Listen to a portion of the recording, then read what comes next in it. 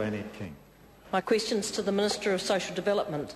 Does she stand by her statement that the growth in benefit numbers is slowing?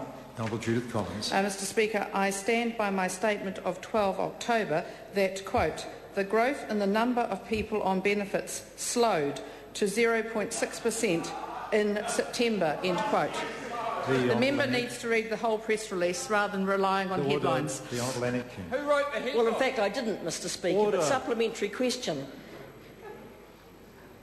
Well, Mr Speaker, she made an assertion in her answer. Well, please just ask the supplementary question. Can she confirm there has been no downward trend in total benefit numbers in the last 6 months?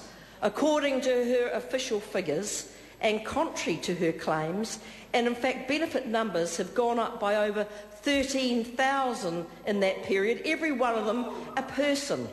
The Honourable Judith Collins. Mr Speaker, yes, I can confirm that every person who loses their job is a person, but I can also confirm that it's the growth in the numbers that I've been talking about rather than numbers themselves. The Honourable Annette King. Supplementary question. If unemployment is the #1 priority for this government, as claimed by the Minister in the House last week, why have unemployment benefit numbers continued to climb over the last 6 months, now reaching 65,281, an increase of 41,000 in total since they became the government, an average of almost 2,000 people a month going on to the unemployment benefits since they became the government?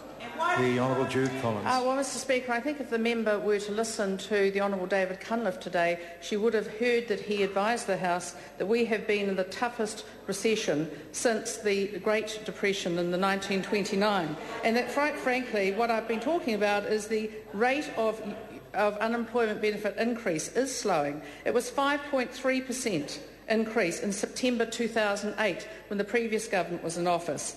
It was 2.6% increase in September 2009 and 2.1% growth in September 2010. Supplementary question, Mr Speaker.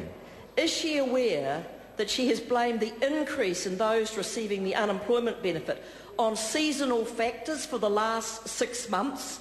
And could she outline to the House which months don't have a seasonal factor? The Honourable Judith Collins. I can advise that member that I have never once blamed sun, moons or weather, and like some people in the previous Labor government. But I can tell the member that she might want to talk about the weather and the seasons, but I'm not frankly going to. Supplementary question, Mr Speaker. An extraordinary answer, I know. Order. The Honourable Annette King. Can she confirm that when she told the House last week that 5,890 people have cancelled their benefits because they'd found work, that she failed to inform the House that 7,769 people went on to the benefit that month? And with that sort of manipulation of figures, why should New Zealanders have any confidence that the government is serious about reducing unemployment or any benefit numbers? The Honourable Judith Collins. I think it's very important, Mr Speaker, to remember that people coming onto the benefit is very bad for them. However, the fact is that there are jobs being created and that other people are moving off the benefit. And I'm sure that that member would actually appreciate the fact that it's good for people to be getting back into work. Supplementary question. Order. Todd McClay, supplementary question. Thank you, Mr Speaker. To the Minister, can the Minister detail to the House an example where benefit numbers are slowing? The Honourable Judith Collins. Well, actually, Mr Speaker, Auckland is a good example where we can be cautiously optimistic that we've turned a corner. So far this year, the number of Aucklanders on the unemployment benefit, well, that member may laugh over the Labor Party, but I don't think it's funny. So far this year, the number of Aucklanders on the unemployment benefit has fallen from 26,375 in January to 22,636 in September. And during the same period, the number of Aucklanders on all main benefits dropped from 110,227 to 108,370. It is cautiously optimistic news, Mr Speaker. Question number 8, Nikki Kay. Mr Speaker, question